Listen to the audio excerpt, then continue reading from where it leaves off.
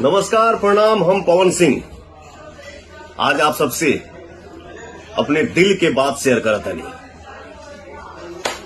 कौन कहता है आसमान में सुराख नहीं हो सकता। एक पत्थर तो तबीयत से उछालो यारों। हमारे बड़े भैया भारतीय जनता पार्टी के राष्ट्रीय प्रवक्ता और पूर्व केंद्रीय मंत्री सैयद शहनवाज हुसैन जी ने जब से बिहार के उद्योग मंत्री पद की जिम्मेदारी को संभाले हैं, तब से बिहार में उद्योग की एक अलग ही चर्चा है। बिहार में बड़े बड़े उद्योग लग रहे हैं। बिहार के बारे में निवेशकों की राय बदली है, तो मेरी पूरी शुभकामनाएं भैया के साथ है। हमारे मुख्यमंत्री श्री नीतीश कुमार जी के नेतृत्व में बिहार में उद्योग लगाने वालों को रेड कारपेट वेलकम मिल रहा है और मिलता रहेगा। जय बिहार, जय हिंद, जय भारत।